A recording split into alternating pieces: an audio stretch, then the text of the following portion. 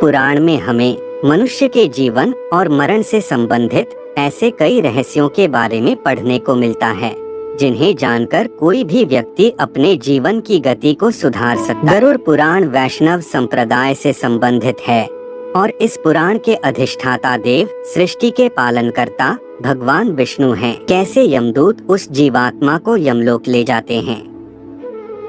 वह जीवात्मा 24 घंटों के पश्चात पुनः वापस आती है और 24 घंटों के दौरान जीवात्मा को उसके संपूर्ण जीवन का लेखा जोखा दिखाया जाता है, जिसमें यह आकलन होता है कि अपने जीवन काल में इस जीवात्मा ने कितने पाप और पुण्य किए हैं। इसके पश्चात आत्मा को फिर उसी घर में लाया जाता है जहां उसने अपने शरीर का त्याग किया था और 13 दिन तक वह जीवात्मा वही अपने परिवार के बीच रहती है। मोह व वासना से भरी वह जीवात्मा बार बार अपनी देह में प्रवेश करने का प्रयास करती है, किंतु यमदूतों के पाश द्वारा बंद जाने से वह कुछ भी करने में असमर्थ हो जाती है। वह अपने परिवार, रिश्तेदार व मित्रों को उसकी मृत्यु का शोक मनाते देखती है। वह उन्हें चुप कराने का प्रयास भी करती है, परंतु उसकी उपस्थिति का ज्ञान किसी को नहीं होता।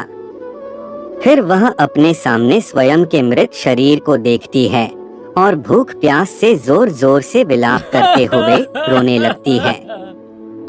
इसके साथ साथ गरुड़ पुराण में यह भी बताया गया है कि मनुष्य पुण्य कर्म तो करता है, परंतु उसके पुण्यों की संख्या उसके द्वारा किए गए पापों से कम होती है, अर्थात मनुष्य पुण्यों की अपेक्षा पाप अधिक करता है।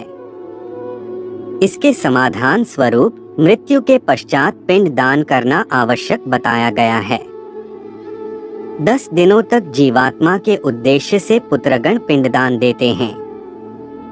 अगर मृतक का पिंडदान नहीं किया गया तो जीवात्मा अनंत काल तक भटकती रहती है और हजारों सालों तक पीड़ा व कष्ट भोगने के बाद अगला जन्म लेती है। प्रतिदिन दिए जाने वाले पिंड के 4 भाग हो जाते हैं। उसके 2 भाग से मृतक का शरीर बनता है। तीसरा भाग यमदूत ले लेते हैं और चौथा भाग मृतक को खाने के लिए मिलता है। 9 दिन रात में प्रेत पुनः शरीर युक्त हो जाता है। शरीर बन जाने पर 10वें पिंड से प्राणी को अत्यधिक भूख लगने के कारण आहार रूप में प्राप्त होता है।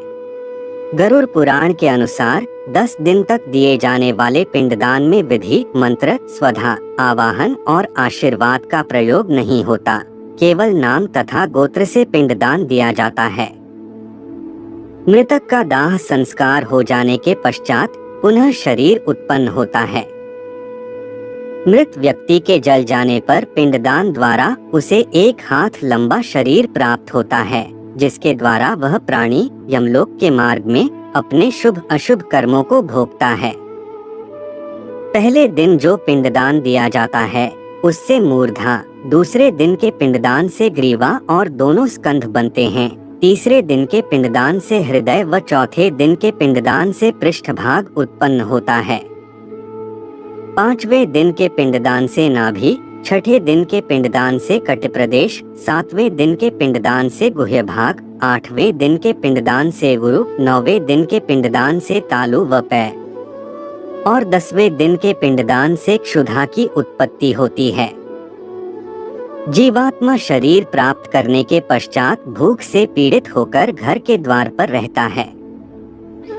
10वें दिन जो पिंडदान होता है उसमें मृतक का प्रिय भोजन बनाकर देना चाहिए, क्योंकि शरीर निर्माण हो जाने पर मृतक को अत्यधिक भूख लगती है। प्रिय भोज्य पदार्थ के अतिरिक्त अन्य किसी भोजन का पिंड दान देने से उसकी भूख दूर नहीं होती।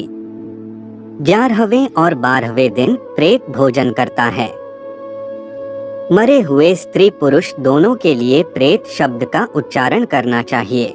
उन दिनों दीप, अन्न, जल, वस्त्र जो कुछ भी दिया जाता है उसको प्रेत शब्द के द्वारा देना चाहिए, क्योंकि वह मृतक के लिए आनंददायक होता है।